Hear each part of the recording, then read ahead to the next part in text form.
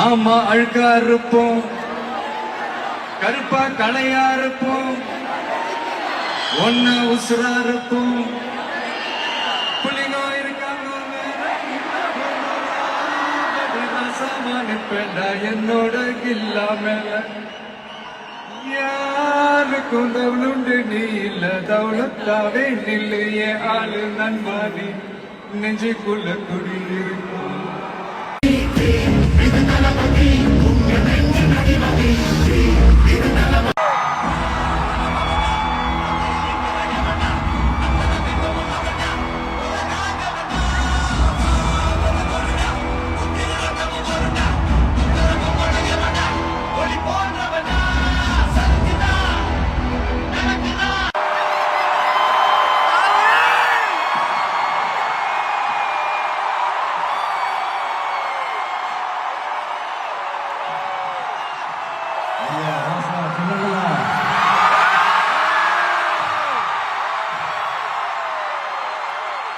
யாரு சாமி நீங்களா?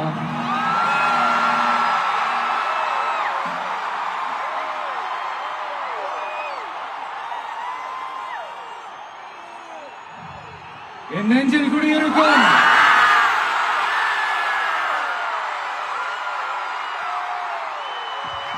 மலேசியா மக்கள், மலேசியா தமிழர்கள், உங்கள் அனைவருக்கும் என்னுடைய வணக்கம் வணக்கம் வணக்கம்.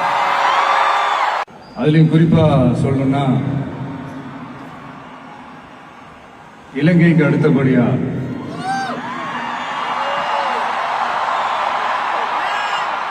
அதிகமான தமிழர்கள் வாழ்ற ஊர்னா நம்ம மலேசியான்னு சொல்லலாம்.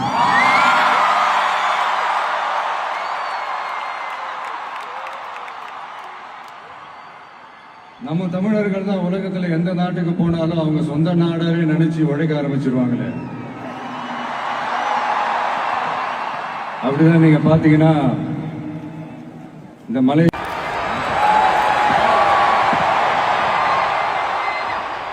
அப்படின்னு நிறைய பேர் சொல்லி கேள்விப்படும் போது உண்மையிலே ரொம்ப சந்தோஷமா தான். இங்க இருக்கிற முருகன் கோயிலுக்கு மலையாக்காரங்க காவடி எடுத்துட்டு போறாங்க.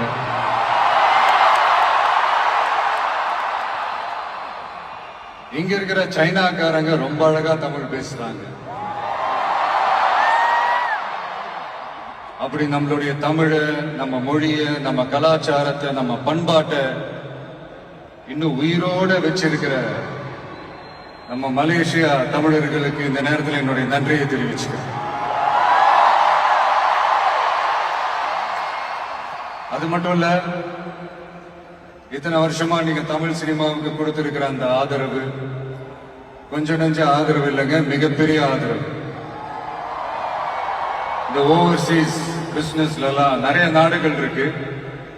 அதுல ரொம்ப முக்கியமான மார்க்கெட் இந்த மலேசியா மார்க்கெட்னு சொல்லுவாங்க.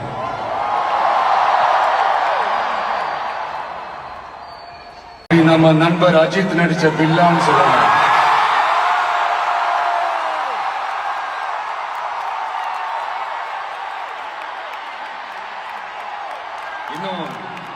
இன்னும் நிறைய படங்கள் இருக்கு. என் படங்கள்ல காவலன், குருவி எல்லாம் இங்க ஷூட் வந்தப்போ ரொம்பவே சப்போர்ட்டிவா இருந்திருக்கிறீங்க. யாதும் ஊரே யாவரும் கேளீர்னா அது நீங்க தாங்க. அப்படிப்பட்ட இந்த மலேசியால இந்த ஜனநாயகன் படத்தினுடைய சொல்லாமா வேணாமான்னு தெரியல, என்னோட கடைசி படமான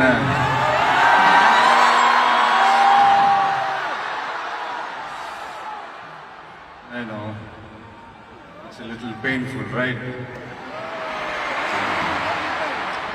என்ன பண்றது, சரி அதை விடுவோம். இந்த ஜனநாயகன் படத்தினுடைய இந்த ஆடியோ லான்ச் அணியோட கான்செர்ட்லயும் சேர்ந்து நடக்கிறது உண்மையிலே ரொம்ப பெருமையா இருக்கு. பிளஸ் இந்த மலேசியா கவர்மெண்ட்டுக்கும் இந்த நேரத்தில் என்னுடைய நன்றியை தெரிவிச்சு.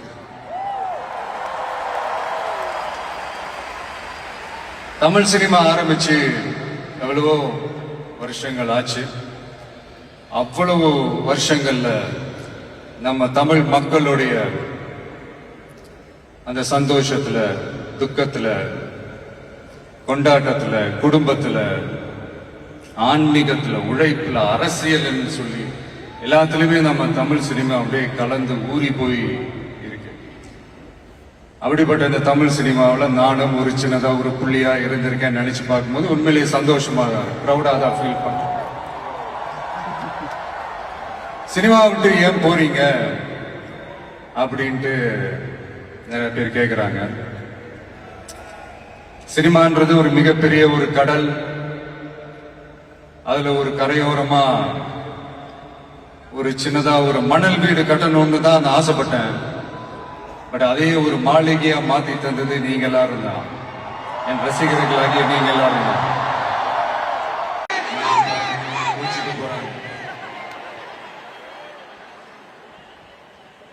ஒரு குட்டி கதை மாதிரி ஒரு ஆட்டோக்காரர் ஒரு கர்ப்பிணி பெண்ணை ஆட்டோல ஏத்திக்கிட்டு ஹாஸ்பிட்டலுக்கு போறாங்க. பெரிய மழை பெஞ்சுக்கிட்டு இருக்கு. அப்ப அவர்கிட்ட இருந்த அந்த கொடைய அந்த கர்ப்பிணி பெண்ணை கிட்ட கொடுத்துட்டு இதை எடுத்துக்கிட்டு போமா அப்படின்னு சொல்றாங்க. அப்ப அந்த பொண்ணு சொல்றாங்க, ஆனா இது எப்படி நான் உங்ககிட்ட நான் திருப்பி கொடுக்கறது? அதுக்கு அந்த ஆட்டோக்காரர் சொல்றாரு, வேற யாருக்காவது தேவைப்படுறவங்களுக்கு கொடுத்துருமா அப்படின்னு சொல்லிட்டு அவர் போயிடுறாரு. அந்த கர்ப்பிணி பெண் அந்த கொடையை எடுத்துக்கிட்டு ஹாஸ்பிட்டல் வாசலுக்குள்ள போகும்போது அந்த வாசல்ல ஒரு பெரியவர் மழைக்கு பயந்துகிட்டு அப்படியே கை கட்டிக்கிட்டு நின்றுட்டு இருக்கிறார். அந்த கர்ப்பிணி பெண் அந்த கொடைய அந்த பெரியவர்கிட்ட கொடுத்து, ஐயா இதை எடுத்துட்டு போங்க ஐயா அப்படின்னு சொல்றாங்க. அதுக்கு அந்த பெரியவர் இதே மாதிரி கேட்கிறாரு, அம்மா நீங்க யாருன்னு எனக்கு தெரியாது, எப்படிமா இந்த கொடையை நான் திருப்பி உங்ககிட்ட கொடுக்கறது? அதுக்கு அந்த பொண்ணு சிரிச்சுக்கிட்டே சொல்றாங்க, வேற யாருக்காவது தேவைப்படுறவங்களுக்கு கொடுத்துருங்க ஐயா அப்படின்னு சொல்லிட்டு போயிடுறாங்க. உடனே அந்த பெரியவர் கொடையை எடுத்துக்கிட்டு பஸ் ஸ்டாப்புக்கு வராரு. பஸ் வந்து ஏறி போகும்போது அங்க பாக்குறாங்க ஒரு பூக்கார அம்மா பூவை வச்சுக்கிட்டு ஒரு அட்டையை இப்படி மழைக்காக பிடிச்சிக்கிட்டு உட்கார்ந்துட்டு இருக்கிறாங்க. பெரியவர் போய் அந்த கொடையை அந்த பூக்கார அம்மா கிட்ட கொடுத்துட்டு அவர் பஸ் ஏறி போயிடுறாரு. பூக்காரம்மா அந்த கொடையை எடுத்துக்கிட்டு வீட்டுக்கிட்ட வரும்போது அங்க ஒரு ஸ்கூல் படிக்கிற பொண்ணு பேக் எல்லாம் மாட்டிக்கிட்டு மழையில ஓடி வர்றாங்க. அவங்க போய் அந்த ஸ்கூல் பொண்ணு கிட்ட கொடையை கொடுத்துட்டு, மழையில நனையாதம்மா இதை எடுத்துக்கிட்டு போங்க அப்படின்னு சொல்றாங்க. அந்த பொண்ணு தேங்க்ஸ் அப்படின்னு சொல்லிட்டு வீட்டுக்கிட்ட வரும்போது அந்த பொண்ணோட அப்பா பதட்டத்தோட வாசல்ல நின்றுட்டு இருக்கிறாரு. பொண்ணு மழையில நனைஞ்சுக்கிட்டு வரணுமே அப்படின்ட்டு. அந்த அப்பா வேற யாரும் இல்ல, அந்த ஆட்டோக்காரர்.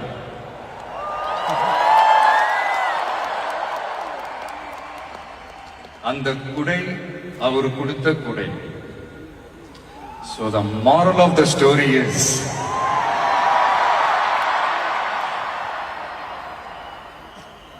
முடிஞ்ச வரைக்கும் எல்லாருக்கும் சின்ன சின்னதா ஒரு நல்லது, சின்ன சின்னதா ஒரு ஹெல்ப் அது செஞ்சு இருந்து பாருங்க. லைஃப் ஒரு மாதிரி ஜாலியா இன்ட்ரெஸ்டிங்கா இருக்கும்.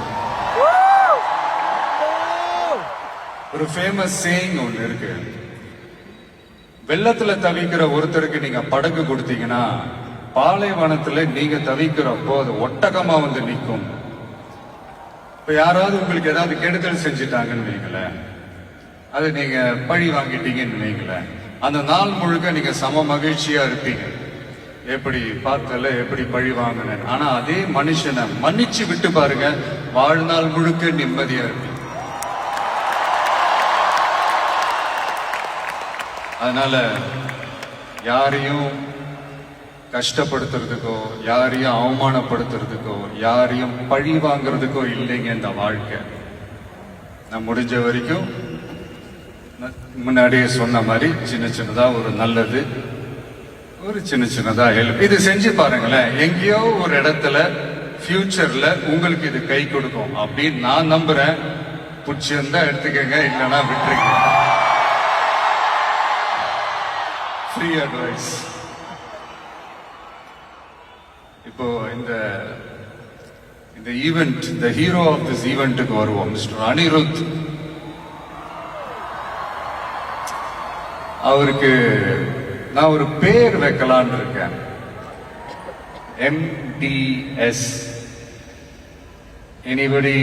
Ramya, can you guess? M Vijay, can you guess? MTS. MDS. தெரியல சார், நீங்களே சொல்லுங்க. Musical Departmental Store. அதாவது அந்த ஸ்டோரை திறந்து நீங்க உள்ள போயிட்டீங்கன்னா அன்லிமிட்டடா என்ன வேணுமோ எவ்வளவு வேணுமோ எல்லாத்தையும் எடுத்துக்கிட்டு ஹாப்பியா வரலாம். அது சாங்ஸா இருக்கட்டும், பிஜிஎம்மா இருக்கட்டும், இல்ல பேக்ரவுண்ட் ஸ்கோர்ல அந்த பிட் சாங்ஸா இருக்கட்டும், எஃபெக்ட்ஸா இருக்கட்டும், இந்த மாதிரி என்ன டிசப்பாயிண்ட் பண்ணதே இல்லை அனி. அது என்னுடைய படம் ஆல்பமா இருக்கட்டும், இல்ல மத்தவங்க படம் ஆல்பமா இருக்கட்டும், படிப்படியா ஏறி போய்கிட்டே இருக்கிறாரு. so happy for you அனி. அண்ட் என்னுடைய டைரக்டர் H. வினோத் ஒரு சமூக பொறுப்புள்ள ஒரு இயக்குனர் சொல்லலாம். ஒரு கமர்ஷியல் படமாகவே இருந்தாலும் அதுல ஒரு சமூக பொறுப்புள்ள விஷயங்கள் சொல்லணும், சில நல்ல ஐடியாலஜிக்கல் விஷயங்களை சொல்லணுன்றதுல ரொம்ப கவனமா இருப்பாங்க. ஆல்ரெடி ரெண்டு வாட்டி படம் பண்றதா இருந்தது. ஸோ அதெல்லாம் மிஸ் ஆகி இந்த ஜனநாயகன் படத்துல 2 பேரும் சேர்ந்து ஒர்க் பண்ணதுல ரொம்ப சந்தோஷம். அண்ட் என்னுடைய வில்லன் பாபி டியோல், அவருடைய ஸ்கிரீன் பிரசன்ஸே நெக்ஸ்ட் லெவல் தான். ஆக்சுவலா அவருடைய 2 முக்கியமான 2 படங்கள் தான் அதுல இருந்து இன்ஸ்பயர் ஆகி பண்ணது தான் பிரியமுடன், வில்லு எல்லாமே. சார், ஆ, முக்கியமான படங்கள்னா அது என்ன படம் எங்களுக்கு தோண மாட்டேங்குது. அது எதுக்குமா? அதான் நான் ஷூட் ஸ்பாட்ல அவர்கிட்ட சொல்லும் போது இதே தான் நான் சொன்னேன். சார், உங்களுக்கே தெரியாம உங்க 2 படத்தை நாங்க சுட்டுட்டோம் சார் அப்படின்ட்டு. அவர் அப்படியே ரிச் மூவி அப்படின்னாரு. ஐயோ, நம்மளே வாய் கொடுத்து மாட்டிக்கிட்டு இருக்கோம். அதனால அது மாதிரி நிறைய இன்ஸ்பயர் ஆயிருக்கும் அவருடைய படங்கள் பார்த்து. அதுதான் சொல்ல வந்தேன். குடும்பங்கள் கொண்டாடும் டாட்டரா கூட மாறிடுவாங்க அப்படின்னு தான் நான் நினைக்கிறேன். என்னுடைய நல்ல ஒரு ஃப்ரெண்ட் அவங்க. அண்ட் பூஜா, தமிழ் சினிமாவின் மோனிகா பெலுஜி, அவங்களுடைய நடிப்பா இருக்கட்டும், டான்ஸா இருக்கட்டும், ஸ்கிரீன் பிரசன்ஸா இருக்கட்டும், எல்லாமே next level. And Prakash Raj, ஜென்ரலா ஹீரோவுக்கும் ஹீரோயினுக்கு தான் நல்ல இந்த ஒரு கெமிஸ்ட்ரி ஒர்க் அவுட் ஆகும்னு சொல்லுவாங்கல்ல. எனக்கு ஆக்சுவலா எனக்கும் பிரகாஷுக்கும் நல்ல கெமிஸ்ட்ரி ஒர்க் அவுட் ஆகும். இந்த ஹீரோ வில்லன் அந்த காம்போ நான் சொல்றது கில்லி டேஸ்ல இருந்தே சொல்றேன். கில்லியா இருக்கட்டும், போக்கிரியா இருக்கட்டும், சிவகாசியா இருக்கட்டும், இல்லை இப்போ ஜனநாயகன் வரைக்கும் அந்த ப்ராசஸ்ல நான் ரொம்பவே என்ஜாய் பண்ணேன். தேங்க்யூ பிரகாஷ். முக்கியமா என்னுடைய ப்ரொடியூசர் கேவிஎன் சார், அவங்க ஆக்சுவலா இந்த படம் 2023லயே அந்த பேச்சுவார்த்தை எல்லாம் ஸ்டார்ட் ஆயிடுச்சு. இந்த மாதிரி படம் பண்ண போறோம்ட்டு. அதே நேரத்தில் நான் வந்து என்னோட இந்த பொலிட்டிக்கல் சைடும் அது அந்த அனௌன்ஸ்மெண்ட்லாம் வந்துருச்சு. அப்போ நான் அவர்கிட்ட நான் கேட்ட ஒரே ஒரு விஷயம் தான் அவர்கிட்ட நான் கேட்டேன். சார், சும்மாவே என் படத்துக்கு பிரச்சனை வரும், இதுல வேற ட்ராக்கை நோக்கி போறேன், எப்படி சார் இந்த டைம்ல நீங்க படம் எடுத்து பண்றீங்களா, பரவாயில்லையான்னு கேட்டேன். அவர் அதெல்லாம் யோசிக்கவே இல்லை, இமீடியட்டா பண்ணலாம் அப்படின்ட்டு அந்த பாசிட்டிவ் வைபை எங்க மேல திருப்பி விட்டார். ஸோ இந்த நேரத்தில் அந்த படம் நீங்க எடுத்து பண்ணதுக்கு ரொம்ப நன்றி சார். ஏன்னா அதுல இருந்து ஸ்டார்ட் ஆகி இன்னைக்கு இந்த ஆடியோ ஃபங்க்ஷன் வரைக்கும் வந்து நின்று இருக்கிறோம். எதுலையுமே தலையிட மாட்டாரு. நம்மளுடைய கோ ப்ரொடியூசர்ஸ் ஜெகதீஷ், லோஹித்லாம் சொல்லுவாங்க, இவர் என்ன சார் எதுலையுமே தலையிடவே மாட்டாரு, என்ன நடக்குது, ஏது நடக்குது, ஷூட்டிங் நடக்குதா இல்லையா, என்ன செலவாகுது, எதுவுமே கேட்க மாட்டேன்றாரு. அது ஒரு விதத்துல பிளஸ் ஆகவே இருந்தாலும் இன்னொரு விதத்துல மைனஸ் ஆகவும் இருக்குது அப்படின்ற மாதிரி விளையாட்டா சொல்லிட்டு இருப்பாங்க. ரொம்ப அவருக்கு இந்த மாஸ் பிலிம் வலுவான எதிரிகள் இருக்கணும்.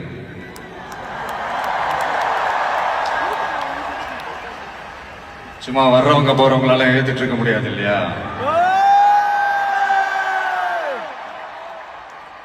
வலுவா இருக்கிறவங்கள தானே எதிர்க்க முடியும். அப்பதானே நாம ஜெயிக்கிற அளவுக்கு வலிமையா இருக்கோம்னு அர்த்தம். இப்ப ரீசெண்டா நம்மளை பத்தி ஒரு பேச்சு ஒண்ணு ஓடிட்டு இருக்கு.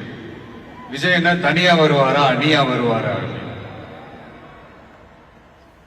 நம்ம எப்பங்க தனியா இருந்திருக்கிறோம்? 33 வருஷமா உங்களோட தானே இருக்கிறோம், மக்களோட தானே இருக்கிறோம். அப்ப அது ஒரு மிகப்பெரிய ஒரு அணி தானே. அது எப்படி தனின்னு சொல்ல முடியும்? இப்ப கூட பாருங்க, தனியா அணியான் விளக்கமா சொல்ல மாட்டேங்கிறாருன்னு உங்களுக்கு தோணும். சஸ்பென்ஸ் ஒண்ணு இருந்தா தானே கிக் இருக்கும். இதெல்லாம் கைத்தட்டலுக்காக நான் சொல்லல, மனசுல இருந்து பேசுறேன், மக்களுக்காக பேசுறேன். மக்களுக்காக பேசுறதோட மட்டும் நிப்பாட்டிடக்கூடாது, அதை செய்யணும். எல்லாத்தையும் விட முக்கியம் செய்யறத தான் சொல்லணும். So 2026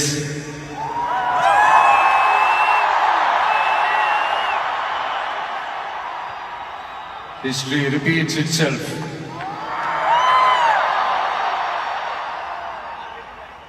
Let's be prepared to embrace it for the people. Thank you, Malaysia. Thank you once again.